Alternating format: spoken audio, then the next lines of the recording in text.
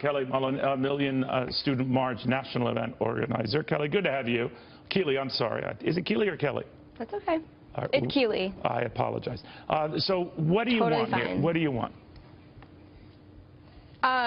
Well, so the movement, the Million Student March, is a movement for a more equitable and fair system of education, as opposed to the really corporate model that we have right now. So the three core demands of the National Day of Action are free public college, a cancellation of student debt, and a $15 an hour minimum wage for people who work on the campus. And how's that going to be paid? Great question. I mean, so I'm not sure if you're talking on like a national level or at particular schools. I can sort of touch on both. At my university, Northeastern University, someone asked to pick up the tab. Who would that be?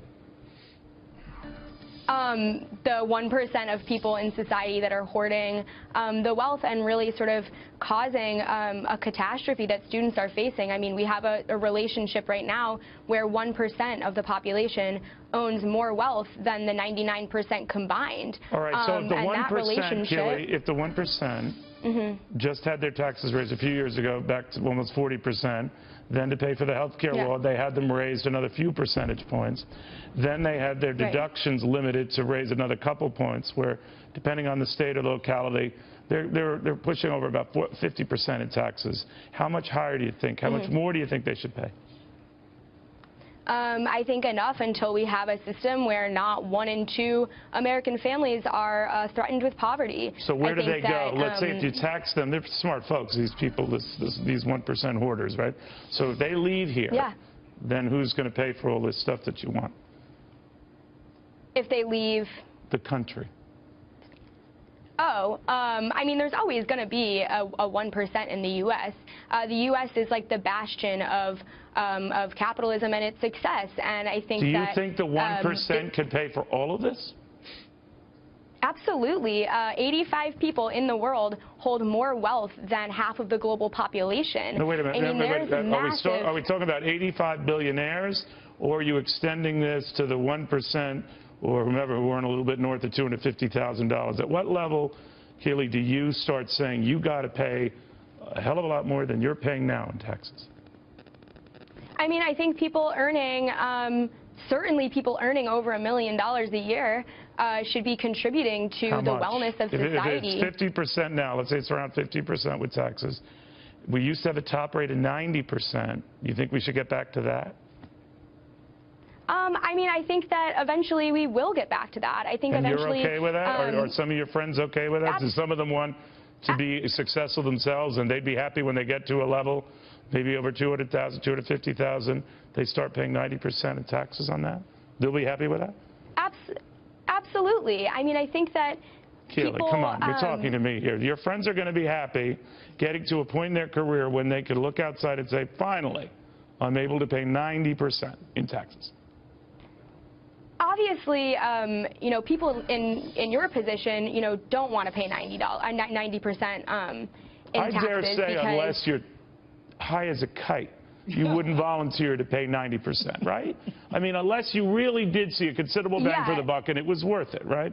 But a lot of the times you realize it's not worth it, and given some of the track records we've seen with government, it doesn't always work, right? Yeah, I mean, absolutely. But the reality is we have to look at the injustice of the system as it exists right now. Then do you think maybe if everyone paid a little bit more for this, would you pay a little bit more for this, besides the rich, that to pay for that it's worth it?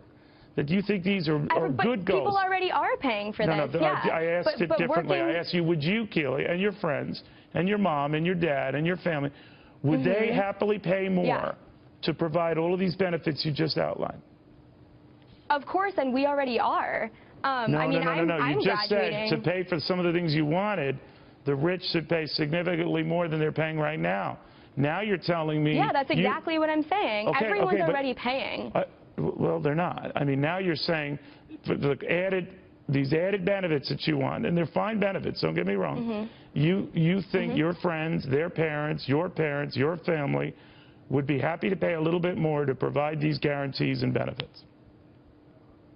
I come from an incredibly working class family, and my family is already on numerous forms of government assistance and is basically scraping by, you know, in order to get me through college.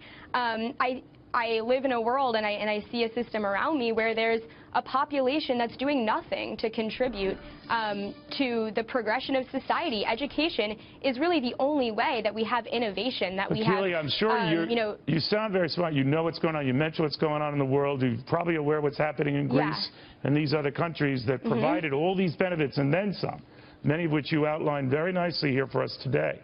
And they're going broke, and they're out of money. And they don't know what to do. And their people are rioting on the streets because they can't believe the money's gone and the benefits and the promises are gone. Right. What do you think? I mean, yeah, there's like a global catastrophe right now of complete like defunding of social services and because defunding they ran out of money. Of public. You know what happened, Keely? They just ran out of money. Yeah. Right? I understand, but there is a 1% in Greece.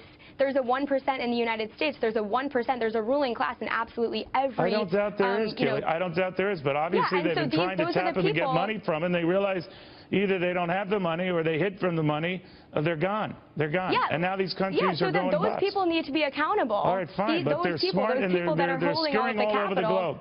So now even if you... Yeah, they are, and that's a problem. All right, but they've done studies on this, Keely. I don't want to get boring here. But even if you were to take the 1% and take all of their money, tax it 100%, do you know that couldn't keep Medicare, just Medicare in this country going for 3 years? Did you know that? If we're to a point where the rich is paying 100% on their taxes, then we're on the road to socialism, and we're going to have a completely different type of public infrastructure. No, what I told you is that even if you took all the money from the rich who you say are getting away with murder, if you took it all away, it wouldn't support one entitlement in this country for 3 years. I don't believe that. Okay. Yeah, I'm sorry, I just don't. That sounds completely ludicrous to me. Do you know that how much it will cost to mandate a $15 minimum wage across the country, to have everyone's student loan debt paid off, to pay for public college for everyone? How much? You have a rough idea on the cost of just the educational part, on the student loan part and the public college part? Yeah, absolutely. $1.3 trillion in student debt. That's just a beginning. And then billions and billions of dollars. Do you know how much you get fully taxing the 1%? 100%. I don't know. Is it close to the number, the $16 trillion that we spent to bail out the banks? Hear what I'm saying, because I just want this to be a math reminder. $1 trillion, which would barely keep Medicare going for 3 years. That's one area. Even if we repositioned it to go into this area that you want, we don't have enough to do it. So you're going to have to find other means of getting money, right? Yeah, I mean, I think that that's a starting point. I mean, I think that all of these things require really comprehensive programs. No doubt. But do you fear, Keely, I guess what I'm asking you, you're passionate about this, and I admire that passion and your involvement in this, but I think you have to step back and look at the numbers that could be involved here, because they're going to be huge. Right. And a lot of those, a college behind you and institutions behind you, knowing that student debt is taken care of, it's forgiven and done, do you think any of those guys, any of those administrators, any of those schools aren't going to leap at the opportunity to gouge even more, to raise tuitions even more, to raise room and board even more? Well, I mean, ideally, if we have a big enough mass movement of people in the streets, we can actually prevent things like that from happening. I mean, could switching to Geico really save you 15% or more on car insurance?